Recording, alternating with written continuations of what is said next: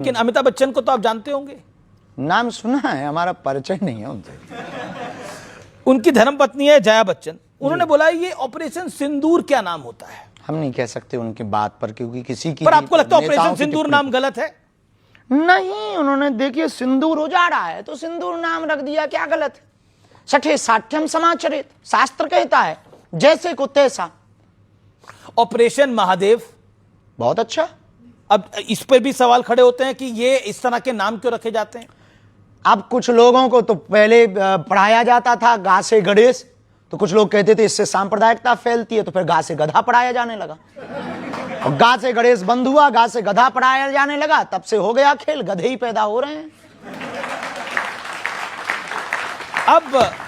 अब मैं आपको बताता हूं, बाला साहब ठाकरे की जो पार्टी है, उनकी पार्टी के एक संजय हैं और संजय राउत, वो कहते हैं कि ऑपरेशन महादेव, ऑपरेशन सिंदूर जैसे नामों के जरिए धार्मिक रंग दिया जाता है।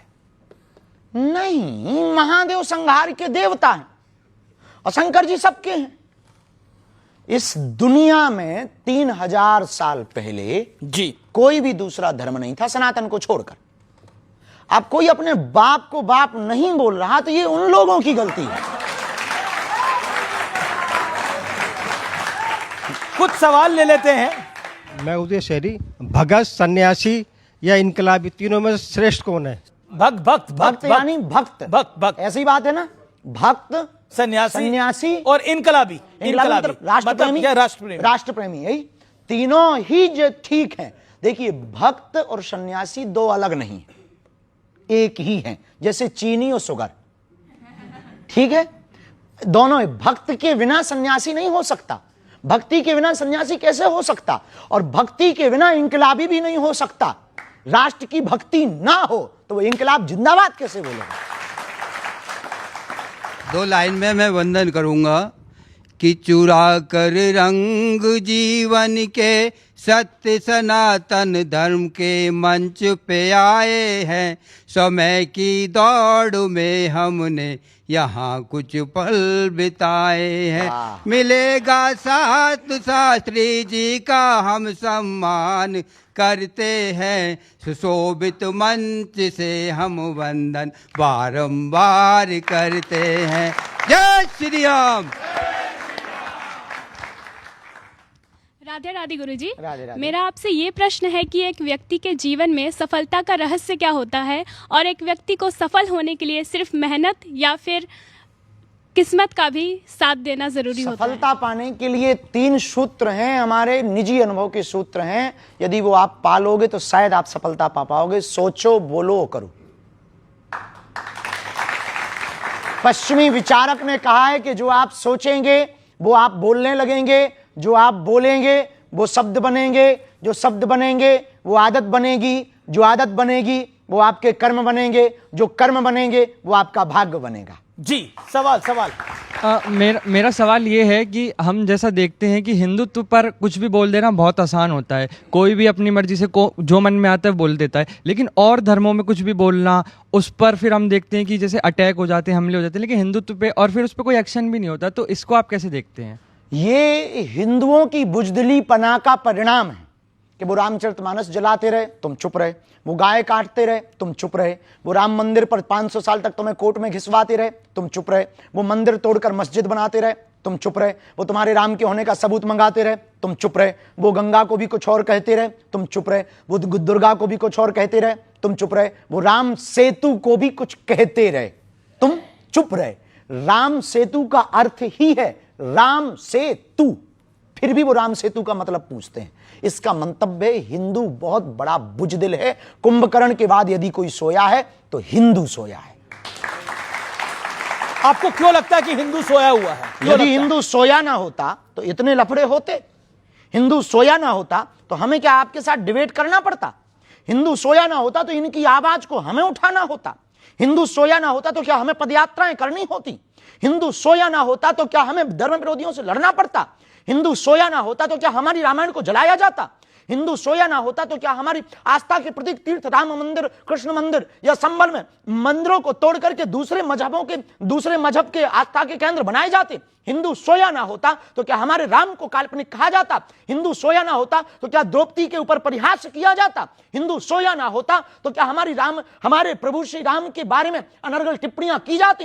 हिंदू सोया ना होता तो क्या इस देश में गाय कटने के वूचड़ खाने होते? हिंदू सोया ना होता तो क्या यमुना गंदी होती? हिंदू सोया ना होता तो क्या गंगा गंदी ना होती? हिंदू सोया ना होता तो क्या हमारे तीर्थों पर ब्लास्ट होते? कि हिंदू सोया है। लेकिन ऐसा माना जा रहा है कि अब मोदी के शासन में आने के बाद बीते 11 साल में हिंदू में एक चेतना हुई है, राम का मंदिर भी बना। निश्चित रूप से राम मंदिर बनने के बाद और सनातनी परंपरा के लोग आने के बाद लोगों को बल मिला है, लेकिन एक अकेले प्रधानमंत्री नरेंद्र मोदी, एक अकेले बागेश्वर बाबा, एक अकेले शंकराचार्य, एक अकेले बाबा जगतगुरु रामभद्राचार्य, एक अकेले स्वामी बाबा प्रेमानंद या युवान, इन लोगों से देश का उद्धार केवल अकेले से नहीं होना है। प्रत्येक व्यक्ति को सनातन का फाइटर सिपाही बनना पड़ेगा। एक प्रश्न मेरा पूरी जनता की तरफ से, इस देश के युवा से बाबा बागेश्वर को क्या उम्मीदें हैं? संस्कार और संस्कृति और सनातन और भारत के संवर्धन की उम्मीद है। ये आपको उम्मीद है। चलिए कुछ और प्रश्न है, सवाल ले लेते हैं। हाथ खड़ा करें जो सवाल पूछना चाहते हैं। गुरुजी, आपके विचारों से हिंदू राष्ट्र में जाति आधारित भेदभाव को कैसे खत्म किया जा सकता है? जाति हो इससे कोई दिक्कत नहीं, पर जाति अभिमान नहीं होना चाहिए। भेदभाव है उसको कैसे खत्म किया जा उसको सकता है? विचारों से ही खत्म किया जा सकता है, तलवारों से तो नहीं किया जा सकता है। वैचारिक संगठन, पदयात्रा, सामाजिक समरसता के भोज व साथ ही साथ मंदिरों में बैठक व्यवस्था, अब देवालयों में बैठक व्यवस्था, जगह जगह नुक्कड़ चाय की चौकड़ी पर भेदभाव की शून्यता, विचारों को बार बार आदान प्रदान करना और सामाजिक समरसता के लिए बार बार प्रकल्प को करना, कथा को करवाना, भोजन भंडारे को करवाना और लोगों की मदद करना, दीनहीनों को गले लगाना, इससे ही जातिगत भेदभाव मिट सकता है। जी जी जी गुरुजी राधे राधे। गुरुजी, ये मैं पूछना चाहता हूँ कि बाबा जी की पर्ची बड़ी या प्रेमानंद जी महाराज की भक्ति? जी, बाबा जी की पर्ची बड़ी या प्रेमानंद जी महाराज जी की भक्ति बड़ी है? ये आप जो है भारत पाकिस्तान का नक्शा तुम बाबाओं को लड़वाने आए हो क्या? तूने ठेके ही ले रखा है महात्माओं को लड़वाने का कि कौन बढ़िया है? ये बता, तू बढ़िया है या तेरे पिताजी बढ़िया है?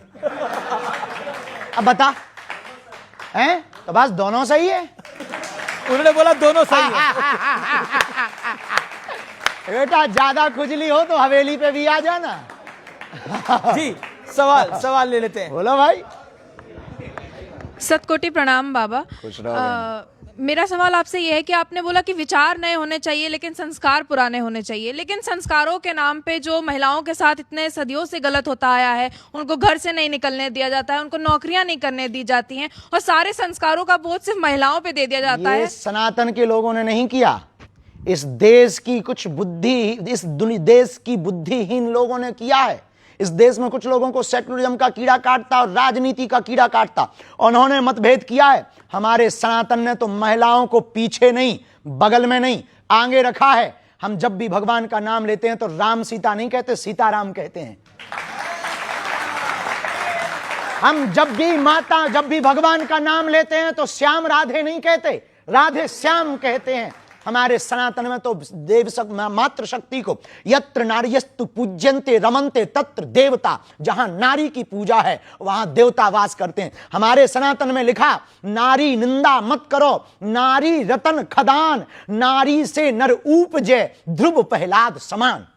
जी, तो हमारे सनातन धर्म ने, हमारी सनातनी परंपरा ने, हमारे वेदों ने, हमारे ऋषियों ने कभी भी मातृ शक्ति का अनादर नहीं किया, उनको सबसे आगे बैठाया है। बिना शक्ति के शिव भी अधूरे हैं। ये कुछ इस देश में कुठाराघात, इस देश को बिगाड़ने और पुरुष स्त्री के बीच में भेद करने वाले कुछ बुद्धिहीन लोगों ने ये भेद फैलाए हैं। हमारे सनातन में ये भेद नहीं है।